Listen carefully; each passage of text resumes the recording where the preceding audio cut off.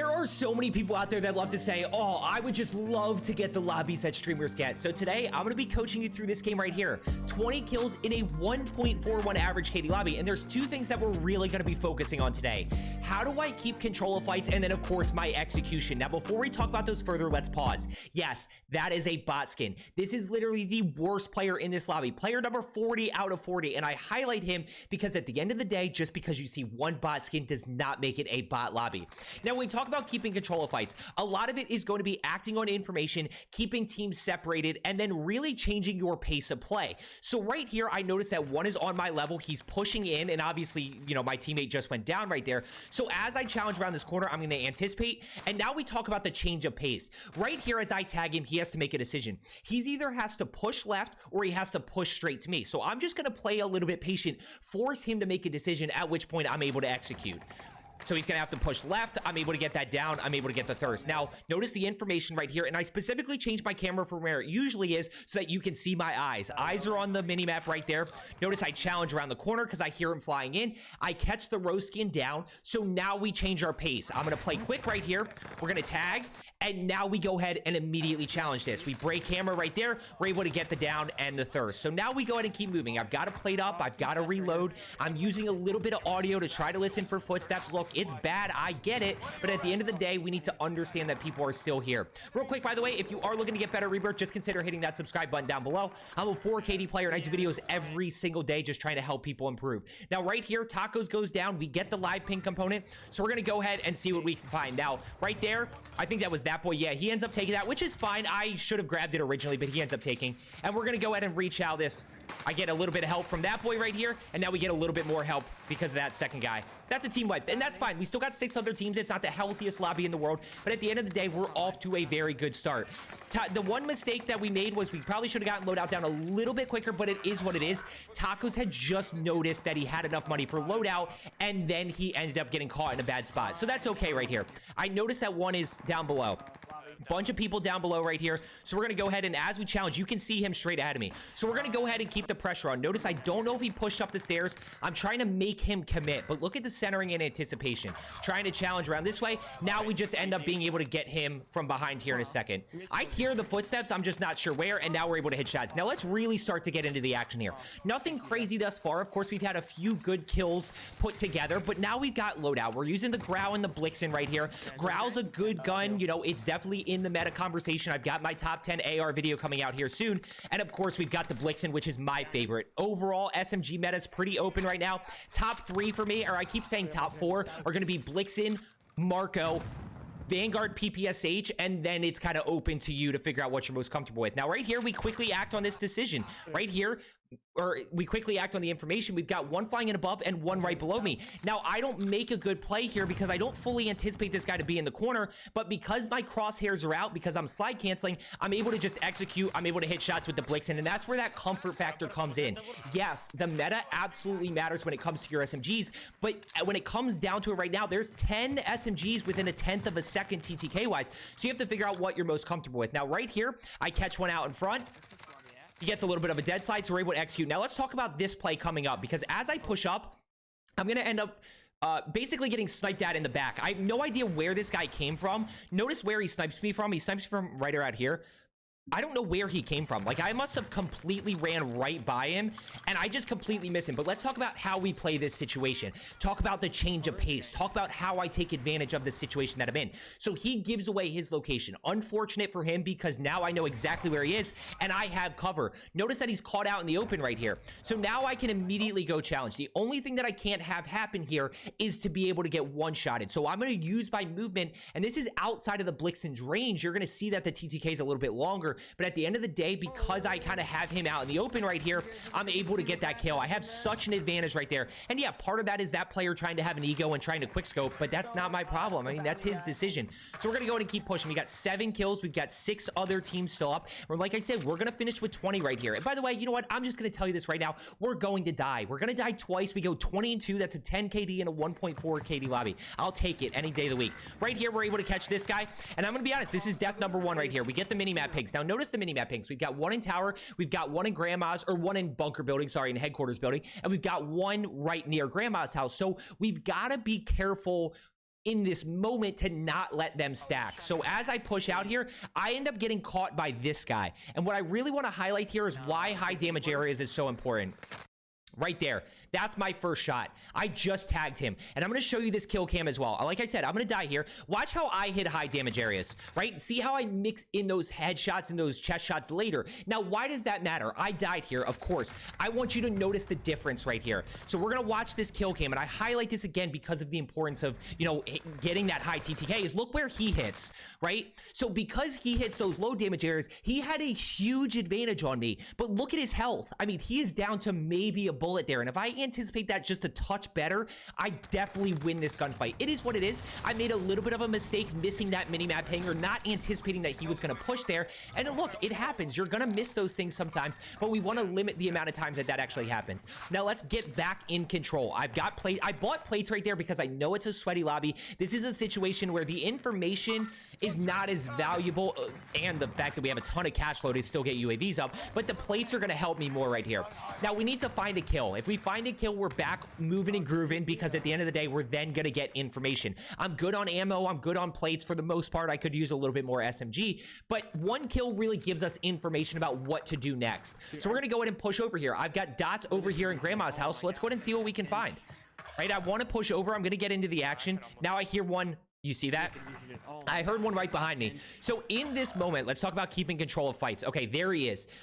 If I were to challenge this, which is what a lot of you would do right here, we're in a really bad spot because he's going to have the advantage playing high ground. He has the heady on me, so he's going to be able to see me clearly, but I'm not going to be able to see anything but his head. So that's going to be a really tough spot. I've really got to perfectly execute and only hit headshots. So at the end of the day, I'm going to go ahead and push down in here. And now we're going to outsmart him. Watch this. So now we're just going to keep moving, and we're going to basically keep control of this fight by constantly repositioning, and not constantly repositioning, by changing our pace of play. So right here, I'm just anticipating we're able to catch a glimpse of him up top. So we're gonna get tagged. Now, what does he think I'm gonna do? This is where we talk about playing unpredictable. I'm trying to make him make a decision. Are you gonna push down this stairwell? Are you gonna push out the door and try to challenge me out this window right here? Are you gonna push to the left side? So I'm just trying to use a little bit of audio to understand. Now watch how this plays out right here. I hear him. I hear the glass break above me. So we're gonna quickly plate. Notice I keep a barrier between him and I, because I think he's gonna challenge down these stairs. So I wait. I hear him pushing. Now we go ahead and challenge. Now I am back in control of this fight, right? I just took control back because I'm anticipating, I know where this guy is, and we're able to get that kill. I get broken, but at the end of the day, I'm able to get that kill, and then we keep moving. Last one's over at Nova 6. So you see right here, full speed, how this happens, because I'm going to get tagged first, but because I'm just using a little bit of audio, like I said, don't fully rely on audio, but right here, I had good audio understanding where he is, and as soon as I'm replated, I'm going to go ahead and get back into this fight because I have an advantage once again. I have the advantage of knowing that he's pushing me based on that audio and based on the fact that he's probably going to be chasing me. So we're going to anticipate around that corner. That's where I talk about anticipation allows you to get that first shot. And even if you're a little bit caught off guard and not anticipating that enemy, even if you have your crosshairs out, that still gives you a huge advantage. Now we've got 9 kills. We've got 6 other teams alive right here. Haven't done a whole lot just yet. I mean, we've been in some good spots. We've been, you know, playing well and just kind of taking what's given to us. Notice that we're not using crazy movement. We're not 1v3ing sweat squads. We're just kind of taking individual kills as they come and playing more strategic. Now, next, I would love to get a UAV right here. Would love to get a UAV just so that we can start to figure out. Now, let's talk about this moment because I think this is where a lot of you struggle. Wandering with a purpose. So right here, yes, I'm not acting on any information. I mean, there's people over to my left, but at the end of the day, right now, I'm kind of not pushing anybody. I don't fully know where anybody is, but I'm wandering with a purpose of finding people that are fighting or listening for audio cues or something that gives me intel into where people are. And as soon as I get that, that's when I'm going to act on that fight. You're going to see that right here. So I see a bunch of people over to my left.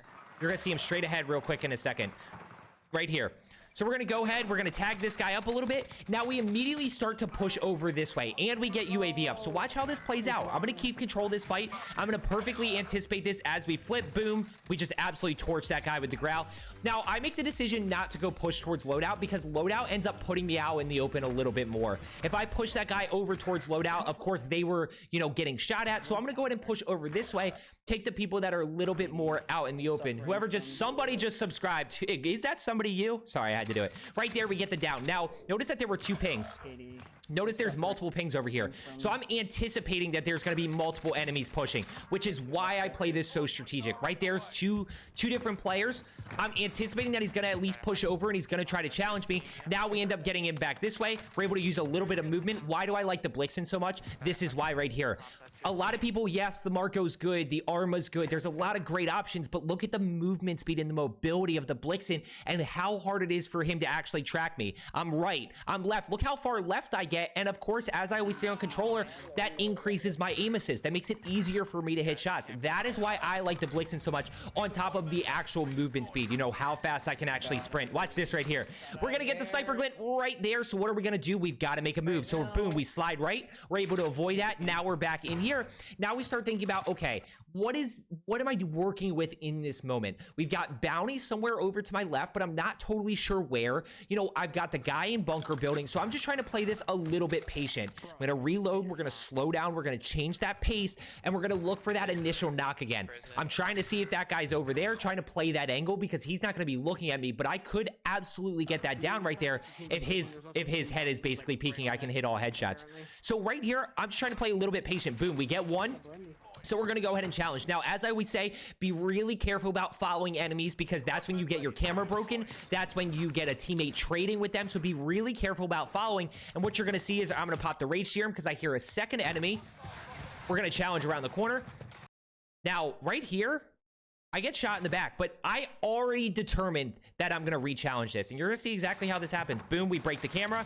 Now I have the advantage, right? So all of a sudden right here, we pop the Rage Serum. I get shot a little bit, and I gain back control pretty quickly because I break the camera. The camera break is what allows me to create that window to give me that huge advantage. I mean, that guy's broken, and I'm not even close. So using that movement allows me to create that window. And as I always say, the TTK is so fast that it doesn't really matter. Pause. What do you notice right here? I noticed the shadow. And I'm going to play this full speed so you see it too. Pay attention to shadows. Yes, you will get player shadows, which gives away location. You can see it. You see the shadow right there, so I know he's peeking. There, I have the advantage. Boom, we're able to hit our throwing knife. Now, let's talk about this situation. What is my next move right here? Okay, I get the kill. You can see me looking at the minimap. And yeah, these decisions happen very quickly. These are things that you'll start to learn about how to quickly make a decision about who to push and what the right decision is in this very moment. Well, the right decision for me is I'm going to go push this guy out in the open. You know, this is the guy that landed back on his loadout, right? He's right where I killed this guy previously, the Violet Rose skin who was in the corner. So I'm going to go ahead and challenge over this way, see what I can find. Now, as I push up, I end up getting caught in a really bad position where, like, I check him in the corner, I get my camera absolutely broken, but because he's caught off guard, I can keep control of this fight. Now I see him right there. We're gonna jump. Boom. There's complete control of this fight. I'm in complete control right now because at the end of the day, he cannot make a move there to be able to get that kill, right? There's nothing that he can do. Now we're getting smoked in the back. So what are we gonna do? We're gonna stim, and then we're gonna slide behind to use that as cover. Now we can go ahead and regain. We're going to slow this pace down a little bit. We're going to get regained. We're going to quick reload, and now we're back in the fight. I hear one over to my right. Boom, we challenge around the corner. There he is. We get the tag. Down. Thirsted. Not quite. There's a second enemy. I play this way too over aggressive. I die here. I die here just because I mean, I play this way too over aggressive, and I break him, but there's just nothing I can do there. That's an unfortunate situation. I put myself in a bad position there, trying to play too over aggressive and trying to play that re-challenge. It is what it is. We're going to fly back in on Lodi. Now, as I always say, I need one kill. Well, right here, I don't even need one kill. I need plates. Like, I need to find plates before I can start thinking about challenging, because in a sweaty lobby, I'm not going to be able to win a gunfight. It's going to be very difficult to win a gunfight unless I get a very, very clean kill. So I'm just kind of looking for plates right here, playing a little bit more strategic. There's one. And as soon as I get full plates, by the way, I'm back to looking for people. I'm back to those 6 ways to find people. You know, minimap pings after kill, UAVs, using audio cues. Right here, you see people fighting. Somebody just shot right here, right? So I know there's somebody above me. You know, I don't know if it's second story, third story, or roof. I guess it'd be third story or roof. I don't know where they are. So I'm just trying to play a little bit more strategic. Trying to use audio cues. I hear people shooting to my left. Now, again, I can't really push this because I don't have enough plates. I'm not confident that I can win this gunfight yet because I'm down health, and that is a big factor right here. Could I buy plates? Then probably not. No, I couldn't. Now we're gonna end up stacking this, guys, and understand that I do complain about stacking a lot. When respawn disables, we start to focus on the win, and this player was very good. It kind of was a situation where we just got caught close together, because what you're gonna see is Tacos get smoked. I'm trying to hold this angle because I don't know if this one right here, I don't know if he's on my level or above. I don't know where he is, so I do have to be cautious about that. And I'm just trying to find this window that I need. Right, so what's going to end up happening is I'm going to clear over this way. At that point, I determine he's on roof. That boy's going to challenge around the corner, and then Tacos is actually going to be right with me. So, you know, I give this guy credit. He was not very happy about the fact that we were stacking, and I would agree with that. You know, that's a tough spot where we weren't necessarily stacking, I would say. I would say we just happened to be close together, and we're able to cover for one another. There's a very distinct difference between those two. I think stacking is when you were, like, actively pushing people close together. You are running around as a 4-stack looking for teams, and I also think that you can stack if you're not as good. If you're not able to split that guy, that's tough that guy gets away, because that I can't get information out. And I see the Violet Rose skin. I don't know if he's got a sniper. I don't know what he has. I think actually Tacos is gonna go down here. I don't know. Stacking is basically, in my opinion, when you are actively pushing. And if you're not good enough to split, stacking is understandable. There's a lot of people who aren't good enough to split. And we've got 17. We've got 2 other teams still alive. And like I've said this whole game, I haven't done anything special. It's keeping control of gunfights and execution, except this. This play is special enough. If you made it this far, I really appreciate it. This is just an IQ play right here. I hear there's one guy in there, because he was, I think Tommy had come to me, they were flying off water tower, and then I heard them land in here. So I'm gonna go ahead and blow up the gas canister and then push in, and that guy's basically already downed, and you know, it's easy enough. I just gotta execute. I thought Tacos there was my teammate or was another enemy, and now we challenge around this corner. We're gonna go ahead and pick up these last 2 kills right here. My teammates are gonna help me out to get to 20, which, look, if you are able to be a good teammate, I absolutely would. If somebody's on PR pace or maybe wants to 20 bomb, you absolutely should help them, because at the end of the day, at some point, you're gonna be in that same situation where you're gonna want them to help you. It's part of being a good teammate. We all wanna drop the high kill games, and I mean, look, if you help your teammate, they should be able to help you back. We're able to get that down and thirst right there. Now let's talk about the last player, one above right here. So I unfortunately can't go to the rooftop. That's where I think he's gonna be. Unfortunately, I can't make it to the rooftop because I just don't feel like it's a safe move having to fight gas that much, right? And basically putting myself where I'm constantly losing health. I'm already going to be down a plate and a half, maybe 2 plates by the time I'm able to challenge him. So we're going to go ahead, and now this is a different situation. This one, I am going to go ahead and push roof because he's not going to anticipate this play. He's going to anticipate somebody kind of pushing from behind, but he's not going to anticipate somebody being all the way over this way. Now, right here, let's talk about the IQ play. Let's talk about starting to think ahead and allowing yourself to understand when people are going to be predictable. So I'm going to challenge around the corner. Now, I hear somebody coughing right here, kind of straight ahead of me, but I already cleared this. So where's he going to go? Well, he's clearly going to go to the other side right here. We're just going to hold him out of circle and wait. So there's 20 kills in a 1.41 average KD lobby. I hope you found today's video helpful about how to keep control of fights and, of course, seeing a little bit of my execution. As I always say, let's get better today, and I will see you tomorrow.